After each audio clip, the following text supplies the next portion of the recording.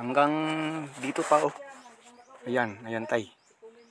So yan po, ngayong araw po pag-uusapan natin ano ba yung pakinabang ng goat manure. Ano ba talaga? Papakita natin sa inyo na ngayong umaga po ay nagtitipon po si tatay ng goat manure. Kasi nga mamaya-maya konti yung Kuya Brian ay kukuha niyan. Ikakarga po yan sa kanyang multicab pauwi dahil gagamitin na rin po niya sa kanyang lakatan doon sa kabila. Dahil po sa napatunayan na po natin mula pa po kay Sir Jong hanggang dito po sa aking area na konti lang ang tinanim natin na kalakatan, pero napakalakas na rin palang goat na fertilizer itong goat manure mga ka-agri.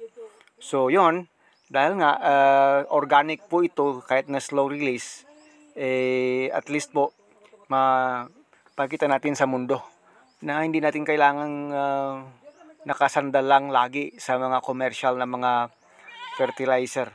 Andyan pa yan sa kabila tayo, marami pa yan dyan. Siguro abutin pa ng 5 hanggang 6 na sako itong natira dito. Kasi nga nakakuha na tayo dito noong last 2 months ng mga 18 sacks talaga. Dito nakuha natin at saka na-transfer doon sa kabila. Kaya kitang-kita naman ang ebidensya doon na napakaganda talaga ng tama ng goat manure sa saging na lakatan. Napakalaking pakinabang po. O ito, pag na ano mo ito, na puno mo yan, mamaya okay lang. Grabe ka naman, mayroong dustpan dun sa kabila yung dating lumang kawali, yung ginagamit sa pagtitipon. Ay nako. Hayaan mo na lang, sige, continue mo na lang yan. Hanggang sa maubos yan mamaya babalikan natin yan. Para maipakita natin na yan po, isasako lahat yan. Ikakarga po yan sa sasakyan para dalhin dun sa kabilang area ni Kuya Brian. Yung dati nating binibidyo doon na magaganda na rin yung mga lakatan doon dahil sa mga organic na pataba. Ito po, magdadagdag ng marami mula dito. Uubusin lahat dito yung mga goat manure na ito. Si tatay lang taga tipon, taga tulong. Hanggang sa mamaya-maya, pag naubos na yan lahat, of course, iuwi na yan lahat para mapakita natin sa inyo mga ka-agri na napakalaking tulong po talaga nitong goat manure sa ating hanap buhay bilang magsasaka. Hindi po sayang, lahat po yan. Ito kasi yung tinatawag na black gold sa mga nagkakambing. Kaya napakaganda. Dry po siya kahit na araw-araw ay may kambing dyan sa taas. Dry po yan. Kasi minsan lang naman napaihi dyan pagkabilang naman. Yan po. Kinakamay na lang talaga. Kasi po matagkad po yung ating elevation, mataas po. Nasa 5.5 feet po yan. Kaya hindi problema. Pati yung amoy ng mga dumi ng kambing natin hindi po problema. Yung ammonia po niyan hindi problema sa ating mga kambing. Mataas po yung elevation nito. So yon, maya-maya konti, ano muna natin yan, hayaan na muna natin yan si tatay. Habang nagtitipon yan dyan, yan po, kinakamay na nga lang kinakamay na lang talaga. Nilalagay sa sa kawali at saka kinukuha yung mga damo-damo. O yan tayo, ubusin mo na lang yung kuha kung gusto mo talaga. Kung ako lang wala, kahit yung mga damo-damo yan, mga kaunting mga twigs yan, okay lang. Mabubulok naman yun dun sa taniman pwede namang maging organic fertilizer pa din. Talagang gustong purong-puro talaga na goat manure Ay, dumating na si Kuya Bray. Nandiyan na po sila sa labas. So, mamaya-maya pag natipon na lahat yan, ilalabas na lang yan dyan. Para po makarga na yan talaga sa kanyang multicab. Yun mga ka-agri. Gusto lang talaga natin ma-share sa mapakita sa inyo. Huwag kayong masyado sa mga goat manure. Maliban na lang kung hindi po kayo nagpa-farming, hindi po kayo nagtatanim ng mga vegetables or mga pang-farm na commodities. Baka sabi mo walang pakinabang. Dito po sa amin, binibenta po yan, binibili po yan. Yung isang feeds na po yan, nagkakahalaga na po yan ngayon ng 100. Bawat feeds yan na mapuno mo, almost mga 40 kilos yan. More or less, mga langga. O sige tayo, punta muna ako sa kabila. Puntahan ko muna yung aking sagingan doon para malaman ko kung anong nangyayari doon. So, yan na po. Ito na po talaga. Na isa ko na lahat. more or less 6 talaga. 6 sacks talaga. Nako, late, mamaya-maya konti.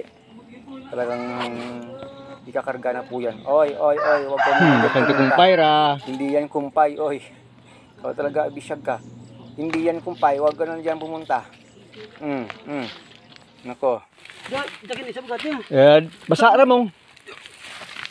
Nan. Duran ko ni mo. Nagkakasapot ako kapan. Kaya ko yan ra. Titi kapti. Titiruwa kami. Manugduwag ka kan. Tawaran yan.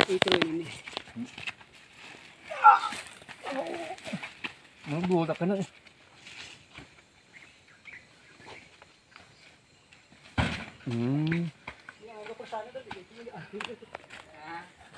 Kita ang tudlo mo jabakad.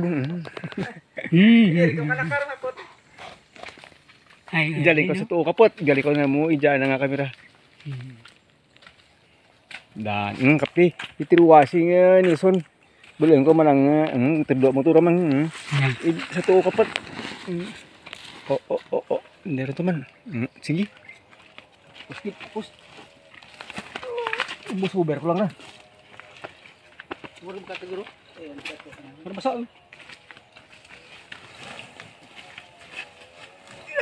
Hindi ka ma-photographer na videographer ko pa abi. Kung may mabidyo, pagbatakan din ko. Para dito makita. Gitak. Na. Ilang taon mo diya. Na hindi ito lang mo taon na mo hindi ko ni makita jaway ka kama kung natabo to.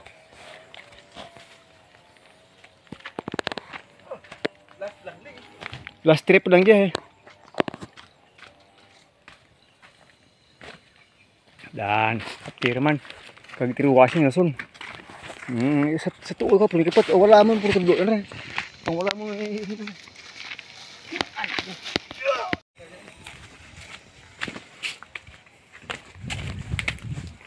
sinsimpuan ka uring, may apat man sako to.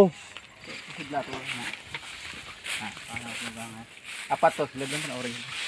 Di. Dara na yan, dyan? Ako rin kung darang na Pero ito ako na kasi. Ay, ito muna patok daan? Uring mo ito na bay? Ay, ito lang dito? Ito ko tagpiak na Di, garaya, kurang ito na mo rin. Masaka ka patuloy sa may manig ito mo. Sige ba, ay hayam naman. Ay hayam lang ako ton. Hindi pero pa sakaan muli na para pamato. Kaya wala ito tabing mo dyan, puro bato ya.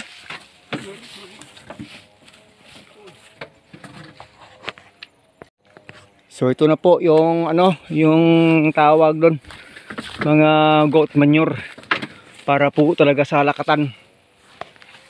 Mga bali 6 na lahat. 6 na sako ng tawag doon. 6 na sako ng feeds. Bakit atras kaya yan? Hindi naman siguro atras yan. Balaso. Karon ba ako no? Wala karon mo. Kung umakyat na.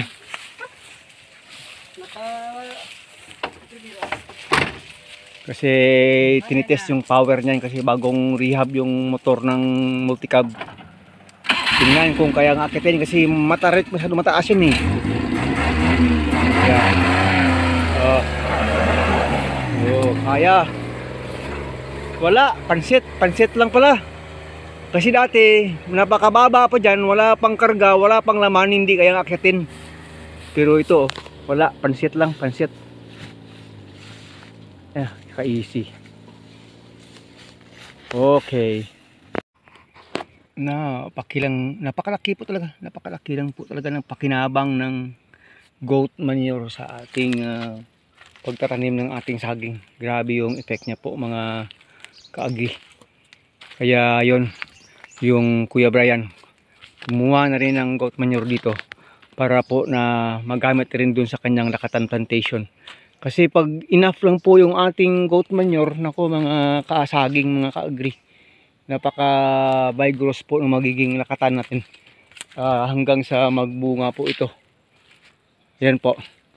So yun, sana po may natutunan tayo yung pakinabang ng ating mga goat manure sa ating pagtatanim sa ating sakahan. Ito na po yung mga ebidensya na gusto nating ipakita sa inyo, na hindi po tayo gumagawa lang ng kwento-kwento kung ano ba talaga. Pero ito na po talaga. Dahil po sa mga goat manure na ginamit dito, dahil hindi lang basta-basta nag second dressing na tayo ng goat manure dito, kaya ito na yung itsura niya. Hanggang sa magbunga siguro nito, hanggang 4, 5 na paglalagay uli ng mga manure ng goat dito, habang nagpo-produce ng goat manure ang ating mga goat. Lalagay at lalagayan dito. Kasi nga po, nag-umpisa na tayong mag-leafing yan, ay yung mga dahon nila ibabalik na naman natin sa goat, kasi napakagandang pagkain po yung dahon ng ating saging para sa ating mga kambing.